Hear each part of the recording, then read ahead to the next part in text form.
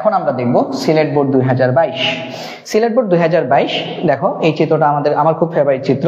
এই যে বি বিন্দু, এটা হচ্ছে ভূপৃষ্ঠ, বি বিন্দু, বি বিন্দু থেকে এটা হচ্ছে ভূপৃষ্ঠ থেকে নিচে খনিতে, আর বি থেকে সিতে যাচ্ছ, তার মানে কি উপরে। খনিতে গেলে লিনিয়ারলি কমে, বাট ভূপৃষ্ঠ থেকে উপরে গেলে অধিবৃত্ত পথে কমে, অধিবৃত্তাকার টাইপ কমে, ঠিক আছে, হাইপারবোলা বা অধিবৃত্ত টাইপ কমে। এখন আমাকে প্রশ্নে কি বলেছে চলো দেখি।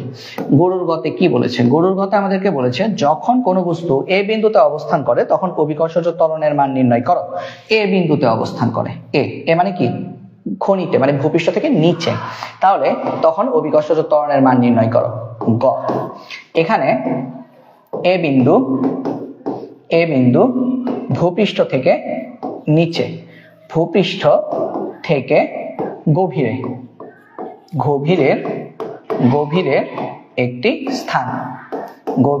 একটি স্থান, ঠিক আছে। আচ্ছা, যার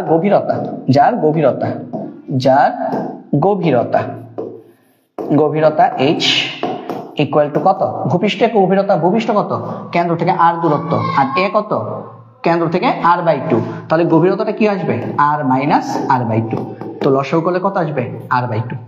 তাহলে এই যে এর গভীরতা কত? r/2। এভাবেই বের করতে হবে। কেন বলতো? যখন সি বিন্দুর অঙ্ক করবো, তুমি যদি লেখো সি বিন্দুতে h এর মান 3r/2, ভুল। কারণ 3r/2 হচ্ছে কেন্দ্র ও থেকে সি এর দূরত্ব, ভূপৃষ্ঠ বি থেকে সি এর দূরত্ব কিন্তু 3r/2 না। মানে যখন তোমাকে এই যে ঘোড়ার গতে যখন তোমাকে বলবে সি বিন্দুর একটা অঙ্ক আছে ঘোড়ার গতে, তখন তুমি যদি h মানে উচ্চতা যদি 3r/2 লেখো, তাহলে তুমি গেছো অঙ্ক কাটা। কারণ 3r/2 এটা কিন্তু বি থেকে সি এর দূরত্ব না। 3r/2 এই যে 3r/2 এটা কিন্তু আমাদের ও থেকে সি এর দূরত্ব। তাহলে বি থেকে সি এর দূরত্ব কত? 3r/2 minus r। এইভাবে অঙ্কটা করতে হবে। তো আশা করি এটা বুঝতে পেরেছি সবাই। তাহলে খেয়াল করো, তাহলে এ বিন্দু ভূপৃষ্ঠ থেকে গভীরের একটি স্থান যার গভীরতা h হচ্ছে আমাদের এ বিন্দুর গভীরতা হচ্ছে OB মাইনাস OA, ঠিক আছে, হিসাব করলাম। তাহলে এটা আসবে r/2। তাহলে আমরা লিখব সুতরাং এ বিন্দুতে অভিকর্ষজ ত্বরণ, এ বিন্দুতে অভিকর্ষজ ত্বরণ এটা হচ্ছে আমাদের জি ডাউনের সূত্র আসবে। জি ডাউন সমান হচ্ছে 1 মাইনাস h/r ইন্টু জি। জি এর মান কত দেওয়া আছে? জি এর মান কোথাও দেওয়া আছে?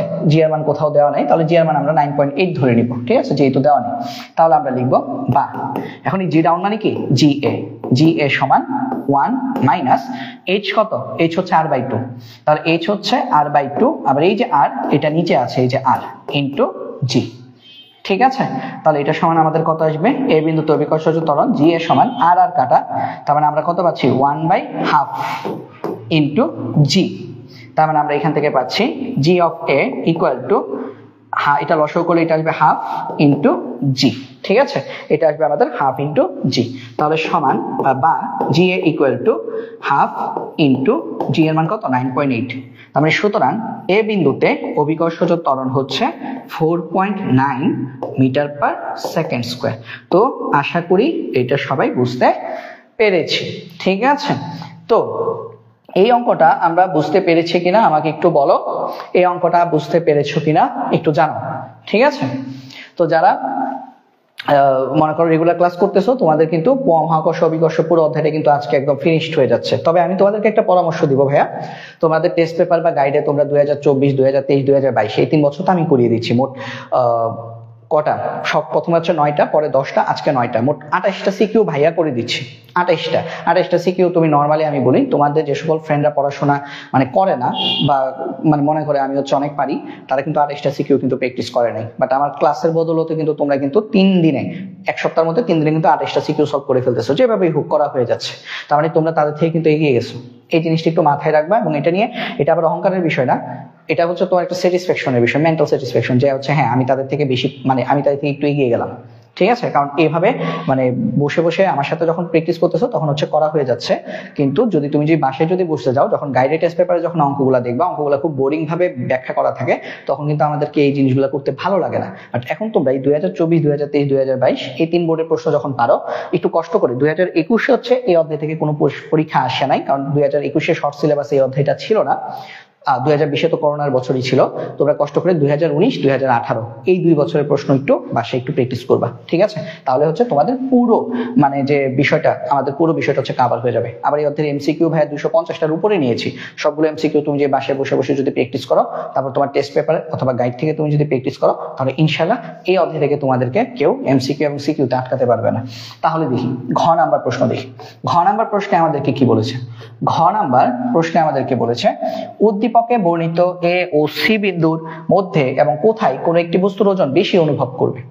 তো তুমি এ বিন্দুতে অলরেডি অভিকর্ষজ ত্বরণ বের করছো, তাহলে তুমি যেখানে তোমার অভিকর্ষজ ত্বরণ বেশি সেখানেই হচ্ছে কোন একটা বস্তু বেশি ওজন অনুভব করবে, তাই না? যেখানে অভিকর্ষজ ত্বরণ বেশি সেখানেই কোন একটা বস্তু বেশি ওজন অনুভব করবে। এখানে উদ্দীপকে কোথাও কিন্তু বস্তুর ভর দেওয়া নেই, আমরা বস্তুর ভর m ধরে নিব। তাহলে আমরা লিখব, আমরা আগে লিখে ফেলি যে এ এবং সি বিন্দুর মধ্যে যেখানে যে বিন্দুতে অভিকর্ষজ ত্বরণ g এর মান বেশি হবে সেই বিন্দুতে একটি বস্তু বেশি ওজন অনুভব করবে, একটি বস্তু বেশি ওজন অনুভব করবে, ঠিক আছে? তাহলে আমরা অলরেডি কিন্তু গ থেকে আমরা এ বিন্দুতে, এই যে এ বিন্দুতে অভিকর্ষজ ত্বরণ পেয়ে গেছি। তাহলে আমরা লিখি গ থেকে পাই। পরীক্ষায় তোমরা এই লাইনগুলো লিখতে পারো, এগুলো লিখে স্যার খুশি হবে যে না তুমি জানো অনেক কিছু, হ্যাঁ ব্যাখ্যাটা একটু দিতে পারো। গ থেকে পাই জি এ বিন্দুর অভিকর্ষজ ত্বরণ, আচ্ছা পুরো ডিটেলসই লিখি। গ থেকে পাই এ বিন্দুতে অভিকর্ষজ ত্বরণ g A equal to 4.9 metre per second square. রইল বাকি কি? সি বিন্দুতে অভিকর্ষজ ত্বরণ বের করব। তাহলে লিখি, এখন ভূপৃষ্ঠ বা বি বিন্দু, ভূপৃষ্ঠ কি বি বিন্দু, ভূপৃষ্ঠ হচ্ছে আমাদের এই যে এটা হচ্ছে ভূপৃষ্ঠ বি বিন্দু, কারণ এটা কি ও থেকে আর দূরত্বে। বি বিন্দু থেকে সি বিন্দুর উচ্চতা h ইকুয়াল টু কত? সি বিন্দু হচ্ছে কেন্দ্র থেকে 3r/2 দূরে, আর বি বিন্দু হচ্ছে কেন্দ্র থেকে r দূরে।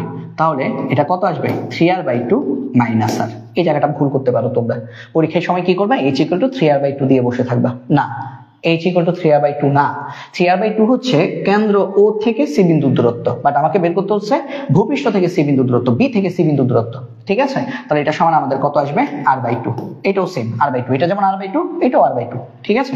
তাহলে আমরা লিখবো, আমরা জানি জি আপ, আমরা সি বিন্দুতে অভিকর্ষজ ত্বরণ বের করব। আমরা জানি জি আপ সমান r/r+h হোল স্কয়ার ইনটু জি। তাহলে এই জি আপটা কি এখানে? জি আপটা হচ্ছে এখানে GC, G of C equal to r/r+h এর মান কত? r/2 হোল স্কয়ার ইনটু জি। তাহলে এখান থেকে আমরা লিখব বা জি অফ সি ইকুয়াল টু, আমরা যদি লসাগু করি আর এটা যদি লসাগু করি নিচে থাকবে 3r/2 হোল স্কয়ার ইনটু জি। এখন উল্টে দেই গুণ করে, তাহলে g of C equal to r into উপরে 2 নিচে হচ্ছে 3r হোল স্কয়ার ইনটু জি। তাহলে আমাদের এখান থেকে আসবে জি অফ সি ইকুয়াল টু আর কাটা, তাহলে 2/3 আমি একটু কেটে দিই, হ্যাঁ কারণ আদার বাচ্চা কাছে আসছো তোমরা পরে বুঝবা না, আর কেটে দিই। তাহলে 2/3 whole square, 2/3 whole square equal to কত? 2/3, 2 স্কয়ার মানে 4/9 ইনটু জি, জি এর মান কত? 9.8। তাহলে এখান থেকে হিসাব করলে আমরা জি অফ সি কত পাই? আমরা জি অফ সি কত পাই দেখি, 4/9 ইন্টু 9.8, এটা আমাদের আসে 4.355, অনেকগুলো 5, তার মানে 4.36 মিটার পার সেকেন্ড স্কয়ার।